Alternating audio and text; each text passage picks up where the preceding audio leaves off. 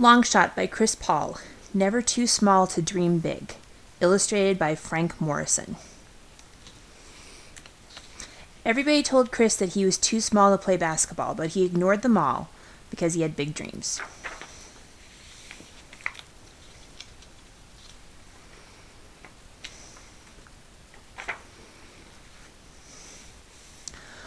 Bump it up, bump it up, bump it up, bump it up. Michael Jordan is stalled in double coverage. He looks for an outlet. Bump it up, bump it up, bump it up, bump it up. Jordan sees Chris Paul streaking down the sideline. Paul is only 8 years old, but he's lightning fast. Jordan makes the quick pass. Bump it up, bump it up, bump it up, bump it up. Paul drives left, pulls back for the jumper. He lets it go and scores. The crowd goes wild!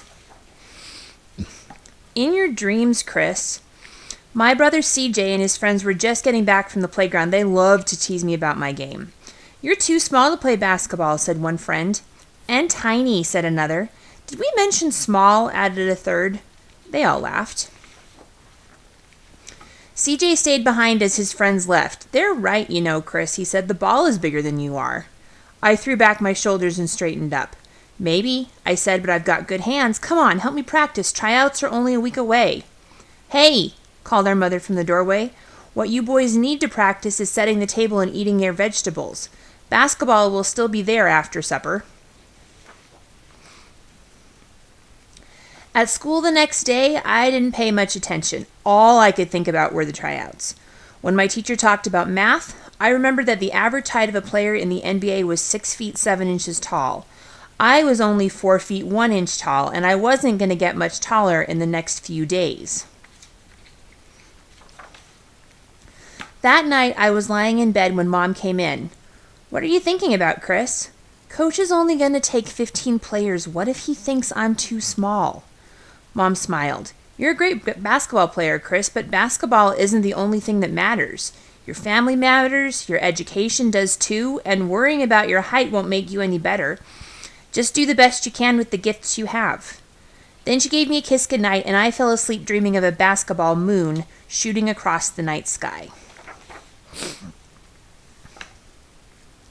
But I was still scared on Saturday when I helped out my grandfather, Papa Chili, at his service station. You look a little deflated yourself, said Papa Chili as I filled up a flat tire. What's up? Everyone says I'm too small to make the basketball team, I said.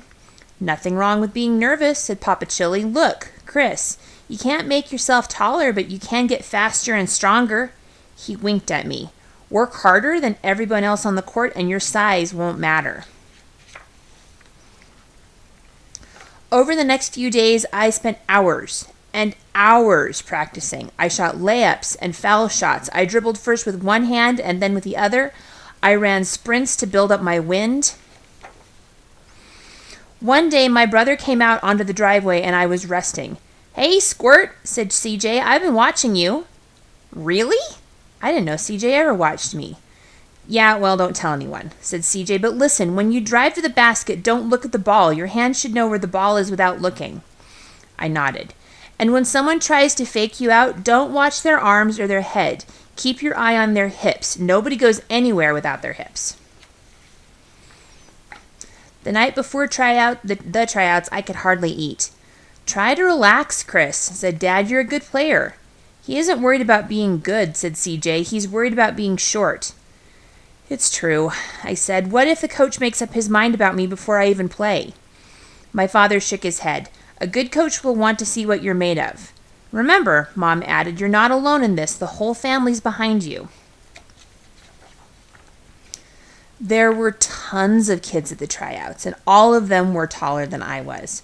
My heart was pounding. I wondered if anyone could see it thumping out of my chest.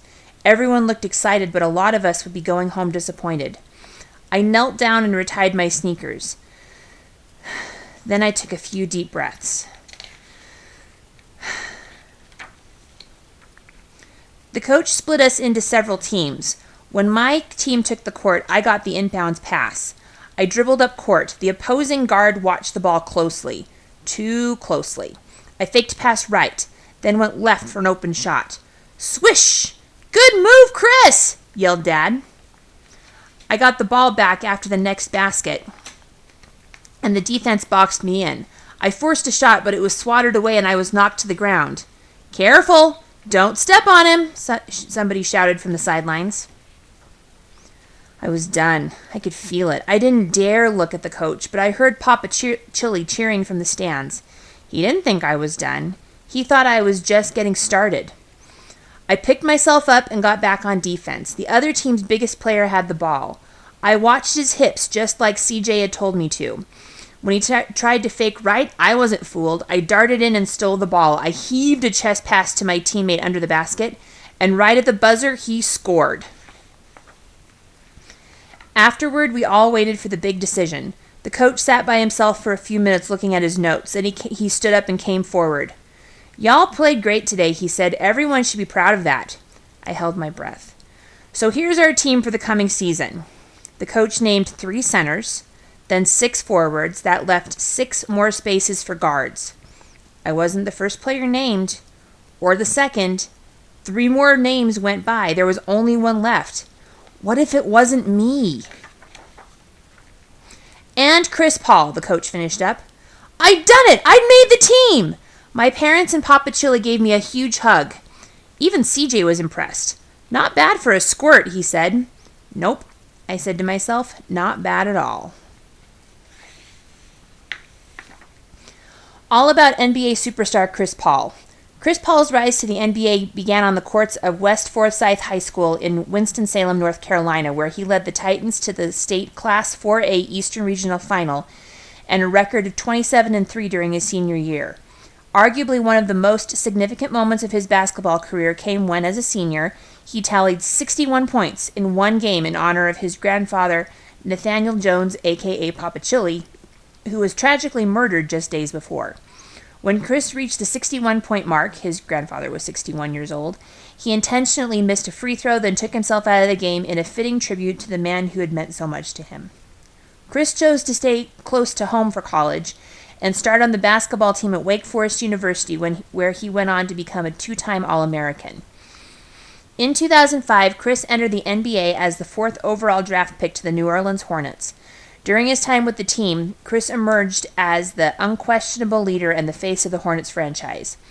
He was awarded Rookie of the Year at the end of his first season, and he was chosen as an NBA All-Star for the first time in 2008, after leading the Hornets to scoring 21.1 points per game. That same year, Chris won a gold medal as a member of the USA Olympic basketball team after an undefeated tournament. Chris is now the star point guard for the Los Angeles Clippers and was a crucial element in reviving the Clippers franchise. In 2012, Chris was selected to be a member of the USA Olympic team, and after another undefeated tournament, brought home another gold medal. In the 2013 All-Star basketball game, after leading his team to victory, Chris earned his first All-Star Game MVP award. Off the court, Chris serves as the president of the National Basketball Player Association and is involved with charitable organizations such as the Chris Paul Family Foundation. Chris lives in Los Angeles with his wife Jada and their 2 children.